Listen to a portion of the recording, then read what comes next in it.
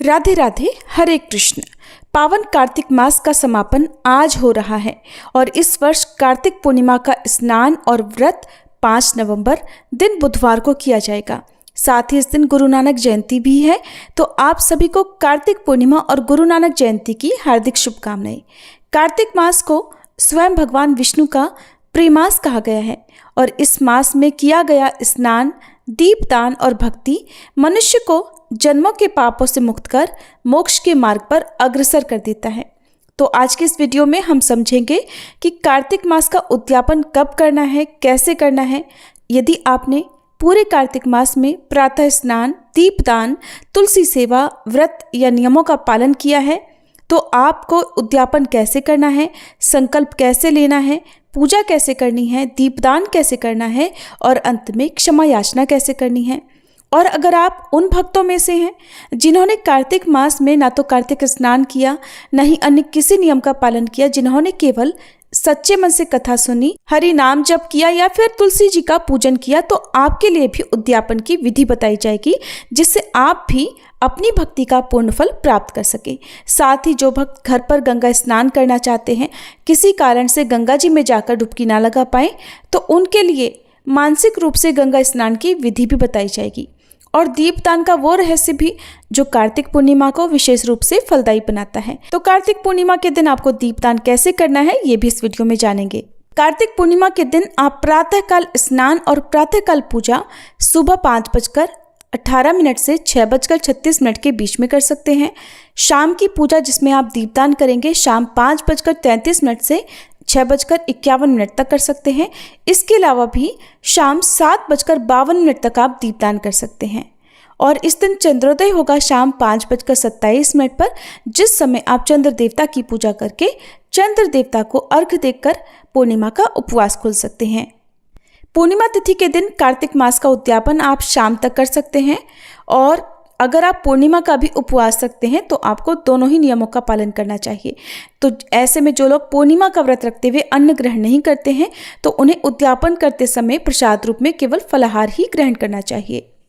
पूर्णिमा तिथि के दिन सुबह ब्रह्म मुहूर्त में उठकर या तो गंगा जी में स्नान करने जाएं या किसी अन्य पवित्र नदी में या कुंड में स्नान करें, नहीं तो घर पर ही माँ गंगा का ध्यान करके नहाने के पानी में गंगा जल और काले तिल मिलाकर स्नान करें। स्नान करने से पहले दोनों हाथ जोड़कर पूर्व दिशा की ओर मुंह करके इस प्रकार से ध्यान करें, हे माँ गंगा, आप स्वयं विष्णुपाद से प्रकट हुई हैं। आपकी धारा में स्नान करने मात्र से जन्मों जन्मों के पाप नष्ट होते हैं। हे माँ गंगे, कार्तिक मास में मैंने यथाशक्ति नियम, स्नान, दीपदान, पूजा और सेवा का पालन किया है। जो कमी, त्रुटि या भूल मुझसे जाने अनजाने में हुई हो उसे क्षमा कर मुझे अपने पावन जल के समान निर्मल बनाइए। मेरे मन, वचन, कर्म सब कुछ आपकी कृपा से पवित्र हो जाएं। इस प्रकार प्रार्थना करने के बाद यदि गंगा जी में स्नान कर रहे हैं तो 3 बार डुबकी लगाकर इस मंत्र को बोलें। घर पर स्नान कर रहे हैं तब भी इस मंत्र को बोलें, ओम गंगे च यमुने चैव गोदावरी सरस्वती नर्मदे सिंधु कावेरी जले अस्मिन् सन्निधिं कुरु। इसके बाद मंदिर में गंगा जल छिड़क कर पूजा की तैयारी करें। सबसे पहले एक दीप जलाएं और अपने आराध्य देवी देवताओं का ध्यान करें। भगवान श्री कृष्ण का, भगवान विष्णु और माँ लक्ष्मी जी का ध्यान करें। शालिग्राम भगवान, तुलसी माता का ध्यान करें और अपने हाथ में थोड़े से जल और अक्षत और पुष्प लेकर इस प्रकार से कहें कि हे प्रभु, मेरे सभी पापों के क्षय के लिए और आपकी प्रसन्नता के लिए आज मैं कार्तिक व्रत का उद्यापन कर रही हूँ या कर रहा हूँ। और संकल्पित जल, पुष्प, अक्षत को भूमि पर या किसी पात्र में छोड़ दीजिए। अब भगवान विष्णु और तुलसी माता की पूजा करें, माँ लक्ष्मी जी की पूजा करें। श्री हरि को तुलसी दल, चंदन, पुष्प, धूप, दीप, नैवेद्य अर्पित करें। तुलसी माता को कुमकुम, लाल चूड़ियाँ, सिंदूर, वस्त्र और पुष्प माला अर्पित करें। इसी तरह से माँ लक्ष्मी जी का भी पूजन करें। कार्तिक पूर्णिमा की कथा सुने। कार्तिक स्नान की या पंच भीखु यदि आपने किए हैं तो जो भी कथाएं आप नित्य नियम से सुनते आए हैं उन्हें आप सुबह के समय सुने और उसके बाद कपूर जलाकर आरती उतारें और सबसे अंत में भोग लगाकर क्षमा याचना करें। फिर दिन भर उपवास करें। शाम के समय आपको एक बार फिर से विधि विधान से पूजा करनी है और अपनी सामर्थ्य के अनुसार जो कुछ भी आप दान किसी निर्धन व्यक्ति को या किसी ब्राह्मण और ब्राह्मणी को दे सकें, जैसे सुहागिन ब्राह्मणी के लिए सुहाग की सामग्री, वस्त्र और दक्षिणा, साथ में फल, मिठाई, मेवे और या फिर खीर बनाने की सामग्री आप दान में दे सकते हैं। और ब्राह्मण देवता के लिए आप धोती, गमछा और अपनी सामर्थ्य के अनुसार दक्षिणा रखें, फल मिठाई रखें। 2 जगह पर अलग अलग चाहें तो आप दान अलग अलग दे सकते हैं, क्योंकि जोड़े से ही आपको दान देना चाहिए। और जिनकी सामर्थ्य कुछ भी दान देने की ना हो, जिन्होंने कार्तिक मास की कथाएं सुनी या नियम पालन किया है, वो इस दिन गौ माता के लिए भी भोजन का एक हिस्सा निकालकर गौ माता को खिलाकर भी उद्यापन कर सकते हैं। लेकिन जिनकी सामर्थ्य होती है उनको अपनी सामर्थ्य के अनुसार ही उद्यापन करना चाहिए। शाम के समय अब चंद्र देवता का पूजन करें और फिर चंद्र देवता का पूजन करने के बाद आपको दीपदान करना है। तो दीपदान आप चाहे तो 365 बातियां एक दिए में रखकर जला सकते हैं। अगर अलग अलग 5 दिए जलाना चाहते हैं तो सभी दियों में अलग अलग 365 बातियां आपको बनानी है। ध्यान रखिएगा 365 बातियां एक एक दिए में ही रखनी है, बातियों को अलग अलग नहीं करना है। यानी कि जिस तरह से तार वाले जो सूत या कलावा होते हैं उनसे 365 बातियां कैसी बनाई जाती हैं, इसकी वीडियो हमारे चैनल पर अलग से अपलोडेड है। तो 108 बाती का दीपदान करना चाहें या 365 बाती का, और अगर ऐसा ना करना चाहें तो छोटे छोटे मिट्टी वाले जो एक एक बाती वाले दीपक होते हैं, चाहे तो गोल बाती या लंबी बाती का दीपक जलाकर भी आप दीपदान कर सकते हैं। दीपदान अपने घर के मुख्य द्वार पर, अपने घर में पवित्र पौधों के नीचे, आसपास मंदिर में, शनिदेव के मंदिर में, पीपल, आंवला, बेल वृक्ष आदि के नीचे या शमी के पौधे के नीचे दीपदान कर सकते हैं। दीपदान करते समय ओम नमो नारायण या फिर इस प्रकार से कहें कि हे श्री हरि, आज मैं आपकी प्रसन्नता के लिए दीपदान कर रही हूँ या कर रहा हूँ, आप कृपया प्रसन्न होइए और दीपदान का पुण्य मुझे और मेरे परिवारजनों को प्रदान कीजिए। तो दीपदान करने के बाद आप भगवान को भोग लगाएं। शाम के समय आप खीर का भोग लगा सकते हैं। इस दिन अगर जिन्होंने फलाहार करना है वो समा के चावल या साबूदाने की खीर का भोग भी लगा सकते हैं। यदि खीर नहीं बना रहे हैं तो आप लौकी की खीर का भोग लगा सकते हैं। खीर के अलावा आप इस दिन घर पर बनी हुई, दूध से बनी हुई मिठाई, खोए का भोग लगा सकते हैं। भगवान विष्णु को आप जो भी भोग लगाते हैं उसमें तुलसी का पत्ता जरूर रखें। माखन मिश्री का या पंचामृत का भोग भी इस दिन लगाया जा सकता है। जिन्होंने केवल पंच भीखू रखे हैं तो उन्हें पंच भीखू व्रत में 5 ब्राह्मणों के लिए यदि हो सके तो दान की सामग्री अलग अलग रखनी चाहिए। जिनकी सामर्थ्य ऐसी ना हो वे केवल किसी भी 5 चीज़ों का दान कर सकते हैं, और जिनकी सामर्थ्य इतनी भी ना हो वे आटे की 5 लोइयां बनाकर उसमें शक्कर रखकर गौ माता को खिलाकर क्षमा याचना कर सकते हैं। लेकिन ध्यान रखिएगा उद्यापन आपको अपनी सामर्थ्य के अनुसार करना है।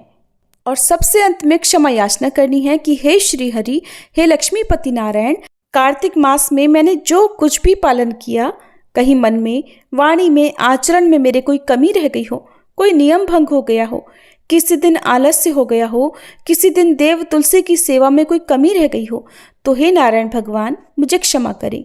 हे तुलसी माता, हे माँ गंगे, मुझ पर अपनी कृपा बनाए रखें। अज्ञानवश जो भी गलतियां हुई हों उन सब का दोष मुझे ना लगे, ऐसी कृपा मुझ पर कीजिएगा।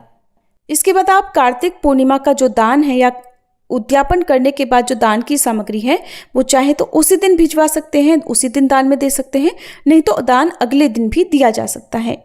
जिन्होंने पूरा कार्तिक नहीं किया, कार्तिक स्नान नहीं की, केवल कथा सुनी, ऐसे भक्तों के लिए भगवान कहते हैं कि श्रवण सबसे श्रेष्ठ है, क्योंकि सभी के पास पर्याप्त समय नहीं होता है। ऐसे में कुछ भक्त केवल कथा ही सुन पाते हैं, तो उन्हें क्या करना है, उन्हें शाम के समय तुलसी जी के समक्ष दीपक जलाना है, भगवान विष्णु का 108 बार नाम जपना है।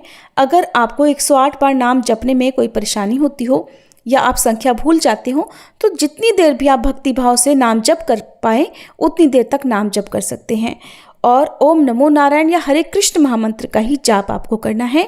एक बार आपको आज के दिन सुबह या शाम के समय श्री विष्णु सहस्त्रनाम का पाठ करना है या सुनना है, और या फिर गोविंद स्तुति पाठ भी आप पढ़ या सुन सकते हैं। बाद में सच्चे मन से मन ही मन निवेदन करें, हे प्रभु, मैंने केवल कथा श्रवण कर कार्तिक मास में आपका स्मरण किया है, आप मेरी इस तुच्छ भक्ति को ही स्वीकार करके मुझे भी इसका पुण्य फल प्रदान कीजिएगा। फिर भगवान के समक्ष कुछ देर मौन होकर बैठें, कुछ ध्यान करें, किसी मंत्र का जाप करना हो तो मंत्र का जाप कर सकते हैं। अब यहाँ पर आपको कार्तिक मास के उद्यापन के बाद जिस तरह से सच्चे भाव से प्रार्थना करनी है वो मैं आपको बता रही हूँ, आपको बहुत ध्यान से सुनना है। इस प्रकार से हाथ में पुष्प लेकर कहना है, हे श्री हरि, हे कमल नयन माधव, इस पवित्र कार्तिक मास में मैंने जो कुछ भी किया वह आपकी कृपा से ही हुआ है। हे प्रभु, मैं कैसी हूँ आप सब कुछ जानते हैं। मेरी श्रद्धा भी आप ही है, मेरी भक्ति भी आप हैं, मेरा तो जीवन भी आप ही है। मैं क्या अर्पित करूं प्रभु, सब कुछ तो आपका ही है। कार्तिक मास में अगर कभी मेरा मन विचलित हुआ हो, कहीं नियम में कोई कमी रह गई हो, कहीं समय का अभाव हुआ हो, कहीं भाव में कोई कमी रह गई हो, तो हे नाथ क्षमा कीजिएगा। मैं तो छोटी हूँ, आप ही मेरे साक्षात सहारा हैं। हे लक्ष्मी नारायण भगवान, ये दीप, ये तुलसी, ये जल, ये भोग, सब कुछ आप ही को समर्पित है। मुझे कुछ नहीं चाहिए प्रभु, बस इतना आशीर्वाद दीजिए कि मेरा मन आपके नाम में स्थिर हो जाए। कर्म मेरे भले ही छोटे हों, पर भाव की मधुरता बढ़ती जाए।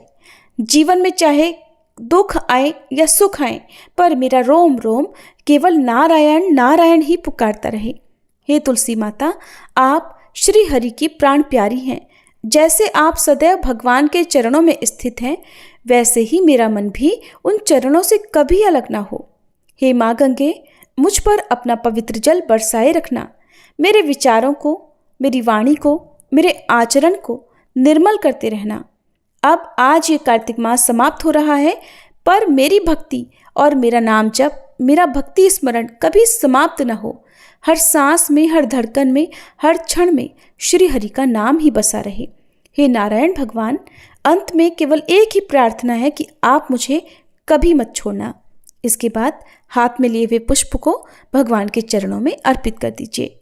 यदि आपने कार्तिक मास में पथवारी माता बनाई है, पथवारी सींची है, तो उन्हें भी आपको या तो सूर्यास्त से पहले पहले कार्तिक पूर्णिमा के दिन ही हटा देना है, नहीं तो अगले दिन यानी पड़वा वाले दिन भी आप हटा सकते हैं। जिनके लिए आपको ईंटों को हटाना है और जितने भी ज्वारे बाजरे आपने बोए हुए हैं जो हरे भरे हो गए हैं, उन्हें आप गौ माता को खिला दीजिए। जो बाकी बची हुई मिट्टी है उसे अपने घर के पौधों में, गमलों में डाल दीजिए और उस जगह को हाथ जोड़कर प्रणाम कीजिए।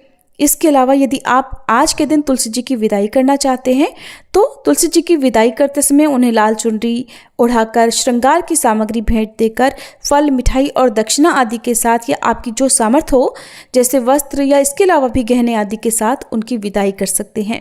क्योंकि बहुत से लोग कार्तिक पूर्णिमा तक तुलसी माता को अपने घर पर पधराए रखते हैं और उसके बाद उनकी विदाई करते हैं। तो अगर आप विदाई नहीं करना चाहते, तो जिस तरह से आप नियमित रूप से तुलसी माता की पूजा सेवा करते आए हैं, उसी तरह से करते रहिएगा। अगर आपके पास पीला पटका है, तुलसी माता का आपने भगवान शालिग्राम या भगवान विष्णु के साथ विवाह कराते समय पीला पटका रखा है, तो उसको भी आपको दान में दे देना चाहिए। और अगर आपने पंच भीखु व्रत के दौरान घर में कलश की स्थापना की है, नारियल रखा हुआ है, तो उसका भी आपको दान करना चाहिए। आसपास के मंदिर में आप दान में भिजवा सकते हैं, नहीं तो किसी भी निर्धन व्यक्ति को आप दान की सामग्री दे सकते हैं। बाकी जो भी फूल पत्ते आदि होते हैं, अक्षत होते हैं, उनका हमें विसर्जन करना होता है। तो ये थी आज की वीडियो। अगर जानकारी पसंद आई हो तो प्लीज़ वीडियो को लाइक जरूर कीजिएगा।